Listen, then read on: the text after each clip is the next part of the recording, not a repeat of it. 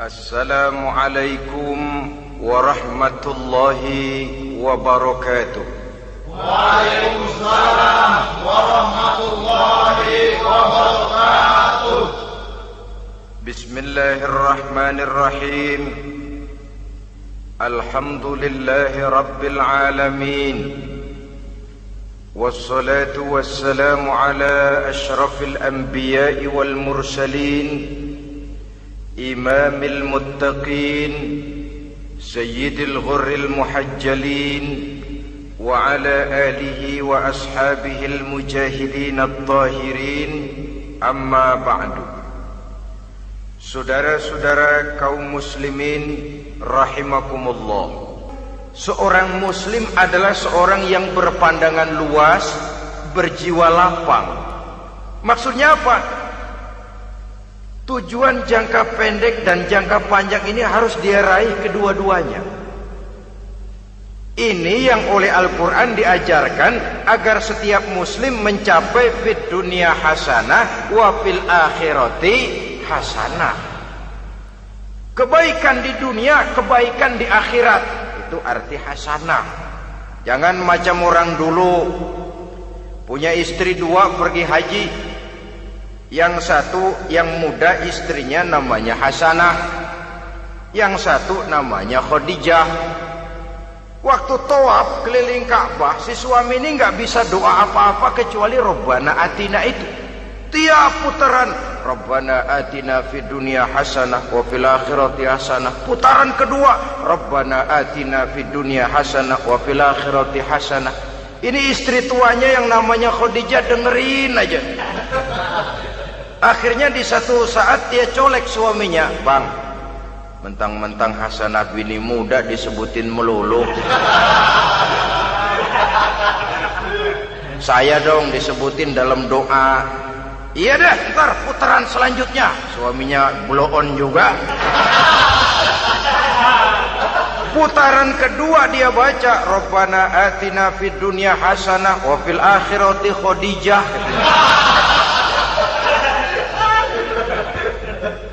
Saudara-saudara, itu makna refleksi daripada doa tadi itu, doa sapu jagat. Kita ingin fid dunya hasanah wa fil akhirati hasanah. Tujuan jangka pendek dunia tercapai, tujuan jangka panjang akhirat dan ridho Allah juga tergapai. Oleh sebab itu Al-Quran menjelaskan, wabtaghi fima atakallahu ad-daral akhirah wa la tansa nasibaka minad dunya. Dengan karunia yang diberikan Allah kepadamu, carilah bahagia akhirat. Wa la tansa nasibaka minad dunya, tetapi jangan lupakan bagianmu dalam kehidupan di dunia ini. Cari akhirat, utamakan akhirat dengan tidak usah melupakan jatahmu di dunia. Kenapa saya katakan seorang muslim berjiwa besar? Sebab andai kata dia gagal mencapai tujuan jangka pendek, andai kata dia gagal di dunia, dan dia oleh Islam diajarkan jangan sampai gagal, tapi andai kata dia gagal, dia masih punya tujuan jangka panjang, akhirat dan ridho Allah. Dia masih bisa menghibur diri, biarlah di dunia kita sederhana, bahkan biarlah susah di dunia, asal di akhirat kita bahagia. Orang yang tidak punya pandangan hidup semacam ini, sorgalah dunia ini. Segalanya telah tertumpu di sini. Bila umurnya selesai, ajalnya datang, selesai sudah sorganya sampai di situ, dan dia tidak punya pengharapan lain di belakang itu. Maka seluruhnya bertumpu pada kehidupan di dunia, padahal dunia seperti air laut, makin diminum makin haus, makin kering tenggorokan. Dunia yang diperturutkan menyeret manusia ke dalam lingkaran setan, terjebak dalam sifat yang namanya tamak bin rakus alias serakah.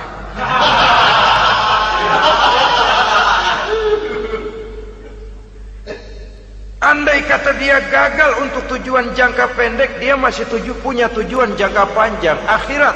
Dia masih sanggup berkata, biar di dunia kita sederhana, bahkan biar kebelangsak sengsara susah di dunia, asal di akhirat kita bisa bahagia. Kan masih ada harapan. yang paling bangpak,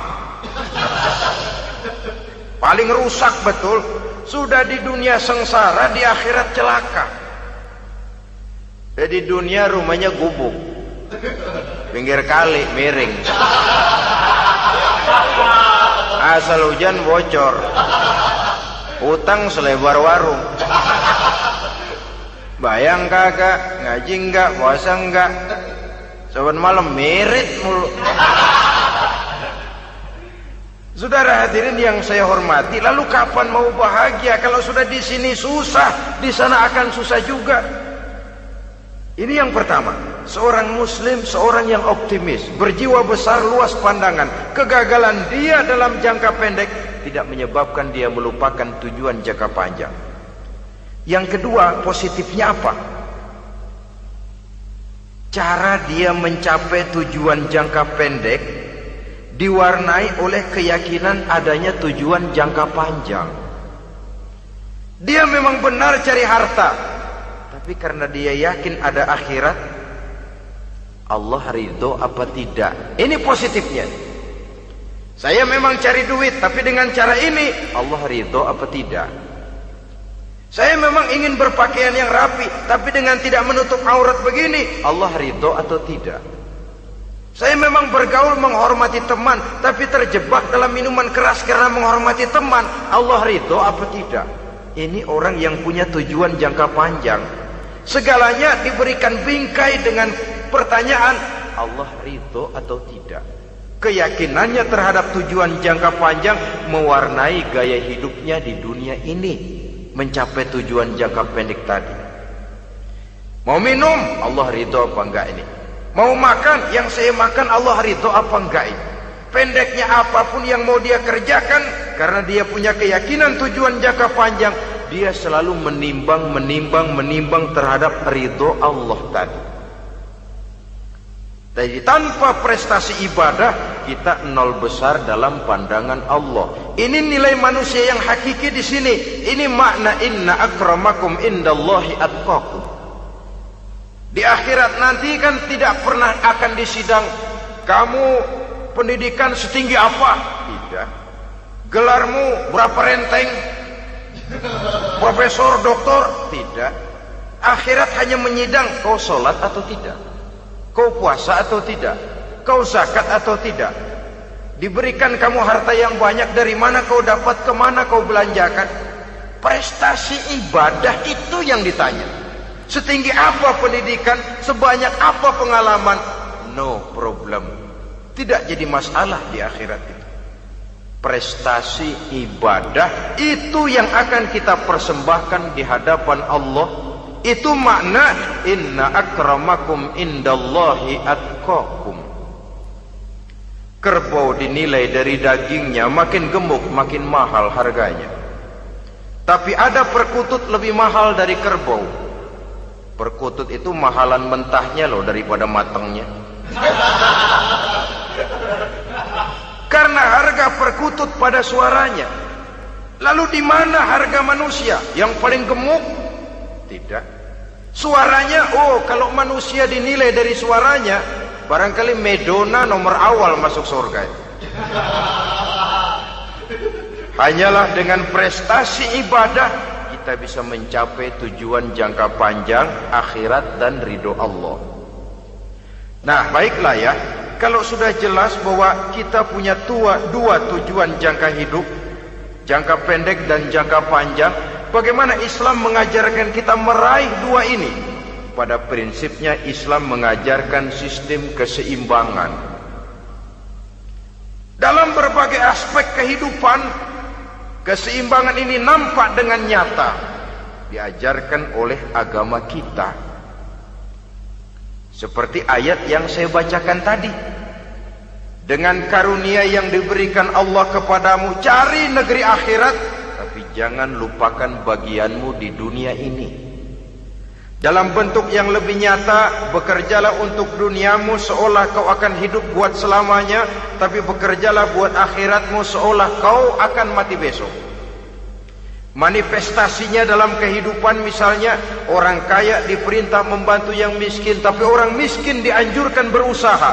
jangan mengandalkan hidup kepada yang kaya, seimbang. Kamu kaya, betul Pak, bantu yang miskin. Kamu miskin, iya Pak, berusaha, seimbang. Tuan rumah diwajibkan menghormati tamu, tamu diwajibkan tahu diri, seimbang. Jadi bagaimana kalau sudah kita bekerja di sawah, di ladang, di pasar, di kantor, anggap kita akan hidup selamanya agar timbul gairah kerja. Tapi kalau sudah sholat, anggap kita akan mati besok supaya timbul khusyuknya. Nah, titik tekannya di mana? Stresnya itu. Walaupun Islam mengajarkan sistem keseimbangan, tapi Al-Quran tetap menggarisbawahi walal akhiratu khairul laka minal, bahwa bagaimanapun seimbangnya, akhirat itu lebih utama daripada dunia. Bagaimana implementasinya? Kata orang-orang tua, kalau kita menanam padi, rumput pasti tumbuh, tapi nanam rumput jangan mimpi tumbuh padi. Maksudnya apa? Kalau satu perbuatan kita niatkan karena Allah, dunianya pasti ikut. Tapi kalau satu perbuatan diniatkan karena dunia semata-mata, akhirat akan hilang. Sebab itu, biasakanlah berbuat sesuatu baik untuk tujuan jangka pendek, lebih-lebih untuk tujuan jangka panjang, dengan motif lillahi ta'ala. Jadi saya ulangi, satu perbuatan kalau sudah diniatkan karena Allah, dunia biasanya ikut. Tapi kalau diniatkan karena dunia semata-mata, akhirat akan luput. Padahal itu titik tekannya, walal akhiratu khairul laka minal ula. Saudara-saudara kaum muslimin rahimakumullah, ini tujuan hidup. Jadi landasan tempat kita bertolak sudah jelas, pantai yang akan kita tuju dalam kehidupan ini juga sudah nyata. Kita ingin mencapai apa yang dinamakan fid dunya hasanah wa fil akhirati hasanah. Untuk itu perlu ada keseimbangan, tetapi titik tekannya tetap akhirat lebih utama daripada kehidupan dunia ini. Sekarang kalau sudah ada dasar hidup, sudah ada tujuan yang akan kita capai, tentu harus ada alat untuk mencapainya. Semuanya perlu sarana. Bahkan pada hakikatnya dalam kaidah usul fikih para ulama mengajarkan lil wasail hukmul maqasid. Sarana dan tujuan hukumnya sama. Ini mestinya mendidik umat Islam jadi pinter. Jangan cuma berpikir melaksanakan satu pekerjaan, tapi juga berpikir menciptakan sarana untuk terwujudnya pekerjaan itu. Misalnya umat Islam wajib pergi haji kalau mampu, kan begitu toh? Kalau dia umat Islam Indonesia, tentu pergi hajinya ke Mekah. Mekah, Jeddah, Mekah, Indonesia perlu sarana angkutan untuk sampai ke sana. Kapal laut, kapal udara.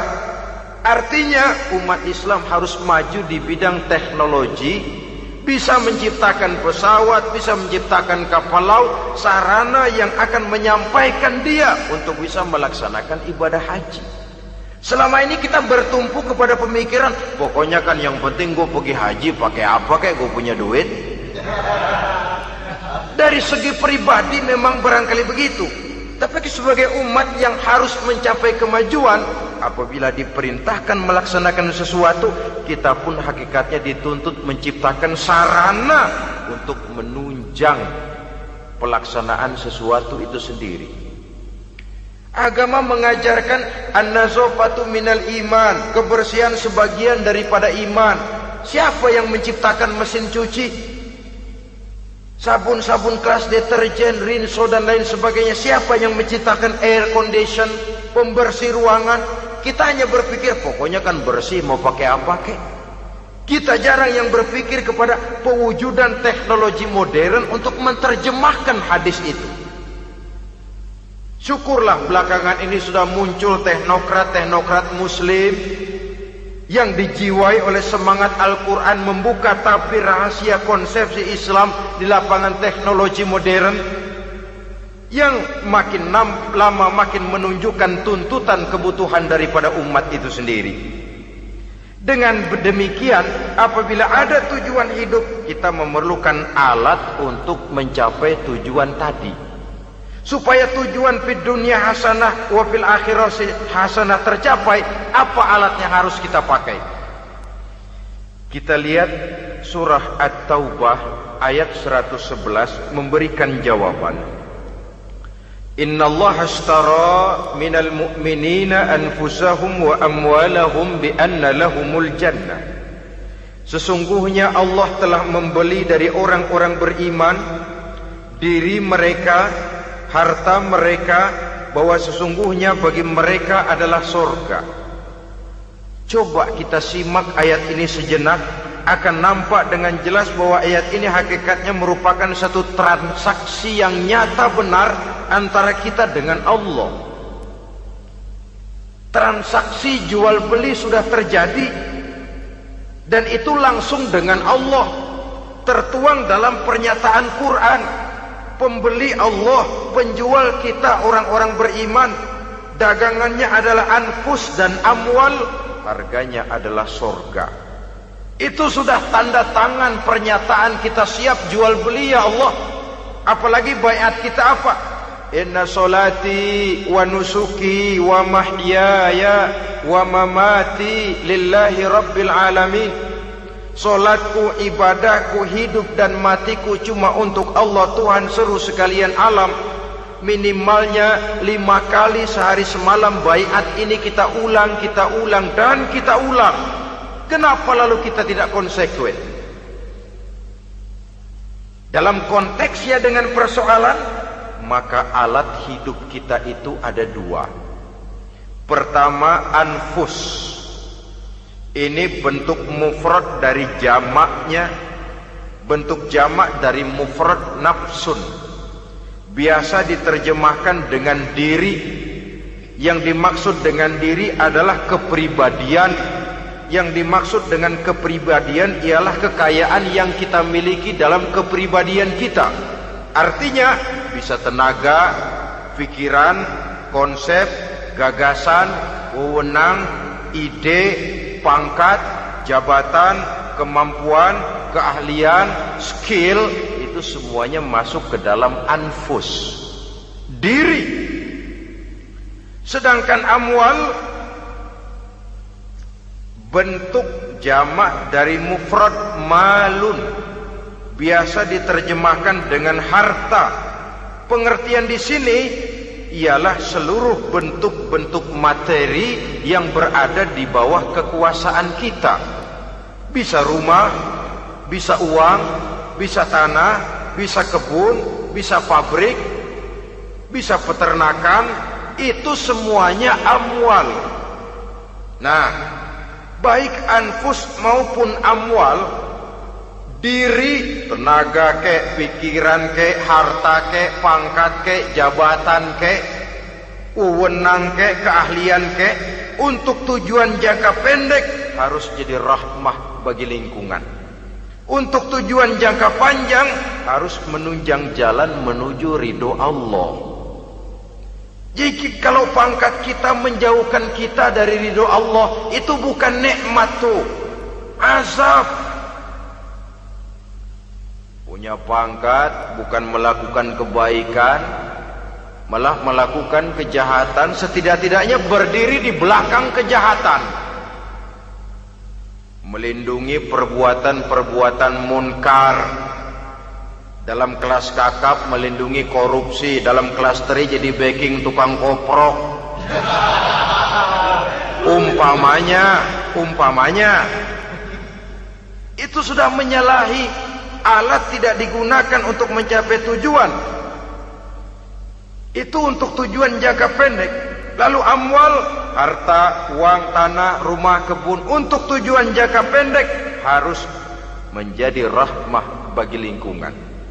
Sedang untuk tujuan jangka panjang, baik diri maupun harta, harus menunjang jalan menuju ridho Allah, harus meningkatkan prestasi ibadah kita kepada Allah Subhanahu wa ta'ala. Malah yang namanya amwal ini tanggung jawabnya lebih berat loh saudara. Kalau saudara diberikan ilmu, sidang akhirat cuma satu, ilmumu kau amalkan untuk apa? Saudara diberikan umur panjang, pengadilan akhirat cuma bertanya satu, umurmu kau habiskan di mana? Tapi saudara diberikan harta, pertanyaan akhirat dua, hartamu kau dapat dari mana? Kau belanjakan kemana? Dari mananya dan kemananya ditanya, depan belakang. Sebab kadang-kadang kan ada orang hartanya didapat dari jalan yang halal, dibelanjakan di jalan haram. Kerja peras keringat banting tulang setengah mati, begitu dapat duit beli buntutan, muter-muter kertas cari kode. Didapat dari jalan halal, dibelanjakan di jalan haram. Atau didapat dari cara yang haram, dibelanjakan di jalan yang baik. Menang judi, nyumbang pesantren. Nabi mengajarkan innallaha thayyibun la yaqbalu illa thayyib. Allah itu baik dan hanya menerima yang baik-baik saja.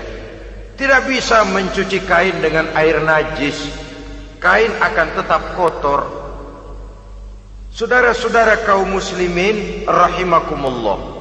Oleh karenanya masalahnya terpulang kepada kita, pandai-pandailah membagi orientasi. Suatu saat tenggelam kita dalam kesibukan dunia dan seluruh isinya untuk mencapai tujuan jangka pendek. Lain saat tenggelam kita memfanakan diri untuk mencapai tujuan jangka panjang, akhirat dan ridho Allah. Karena kehidupan ini bukan berjalan tanpa batas. Umur ini bukan satu karunia tanpa pertanggungan jawab. Satu saat setuju atau tidak, rela atau terpaksa, kita akan sampai kepada garis finish daripada perjalanan kehidupan dunia ini, yang memang merupakan satu perjalanan panjang, a walking tall. Kata orang Kulon, a walking tall, satu jalan yang demikian jauhnya. Entoh kita akan sampai ke garis finish. Bila datang ajal, senja kehidupan datang, malam menyelimuti. Datangnya tidak pernah kita sangka, tapi sekali dia datang, tidak satu kekuatan yang bisa menolak. Kehadirannya tidak pernah kita harapkan, tapi satu kali dia datang bertamu, pasti terjadi. Dan itu pasti akan kita temui. Alangkah malangnya pada saat kembali itu datang, kita tidak punya prestasi ibadah. Lalu apa artinya prestasi dunia? Apa artinya tujuan jangka pendek kalau kita harus kehilangan tujuan jangka panjang? Rumah kita yang besar, pangkat kita yang tinggi, harta kita yang banyak, bisakah menolong kita untuk kalau sudah kumpul di padang mahsyar nanti? Malaikat, jangan gebugin saya, rumah saya harga 2 miliar.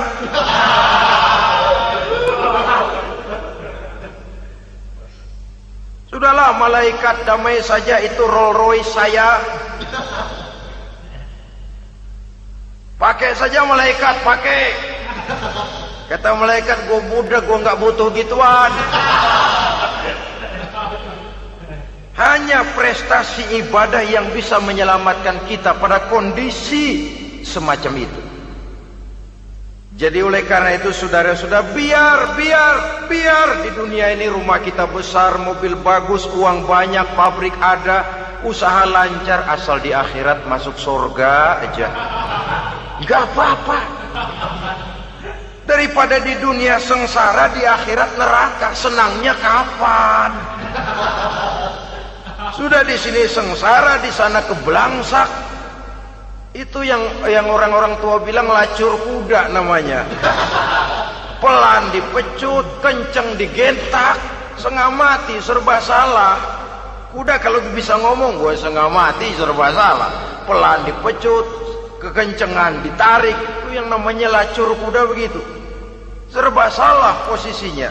Untuk itu pandai-pandailah membagi orientasi supaya tercapai tujuan ideal ini, fid dunya hasanah wa fil akhirati hasanah. Ini tentang tujuan hidup. Nah, untuk mencapai tujuan ini kita tidak berjalan sendiri. Kita perlu teman hidup. Di samping teman hidup ada pula lawan hidup. Siapa teman hidup kita untuk mencapai tujuan hidup ini? Dalam arti sempit, teman hidup kita suami istri yang taat kepada Allah. Suami istri lebih dari sekedar satu pasangan, juga saling melengkapi, merupakan bagian daripada kehidupan. Suami adalah teman istri, istri adalah teman suami untuk mencapai tujuan hidup tadi, mencapai fid dunya hasanah wa fil akhirati hasanah. Seiring, seirama, selaras, serasi, seimbang, kata orang sekarang. Teman dalam arti sempit. Adapun teman dalam arti luas, setiap orang yang pandangan hidupnya sama dengan kita, setiap orang yang akidahnya sama dengan kita, terlepas dari suku bangsa apapun, warna kulit apapun, bahasa apapun, jikalau keyakinannya sama, pandangan hidupnya sama, dia adalah saudara kita dalam artian yang luas. Islam tidak kenal teritorial, maka tidak ada itu Islam Jepang. Ya walaupun secara formalnya ada, tapi informal muslim adalah muslim, diikat dengan akidah. Itu teman hidup. Lalu lawan hidup siapa? Pertama iblis, dalam segala bentuk dan implementasinya. Yang kedua, setiap orang yang pandangan hidupnya tidak sama dengan kita secara ideologis, itulah lawan hidup kita. Maka yang teman jadikan teman, yang lawan jadikan lawan. Jangan teman dijadikan lawan, lawan dijadikan teman. Itu namanya kopiah dipasang di kaki, pak bakyak naik ke jidat. Wajar kalau kepala lalu jadi benjol. Salah milih teman, salah cari lawan. Salah milih teman, salah cari lawan. Akibatnya kita yang akan susah di kemudian hari nanti. Saudara-saudara kaum muslimin rahimakumullah, oleh karenanya pandai-pandailah dalam hidup ini. Yang teman jadikan teman, yang lawan jadikan lawan. Kalau lawan kita jadikan teman, sementara teman kita jadikan lawan, dan itu yang banyak terjadi dalam praktek kehidupan, kita tidak akan bisa mencapai tujuan karena akan tertarung di kaki sendiri. Nah, ini sajalah yang kita bicarakan pada pertemuan kali ini. Mudah-mudahan ada manfaatnya. Terima kasih atas segala perhatian. Mohon maaf atas segala kekurangan. Usikum wa nafsi bitaqwallah. Wassalamualaikum warahmatullahi wabarakatuh. Waalaikumsalam warahmatullahi wabarakatuh.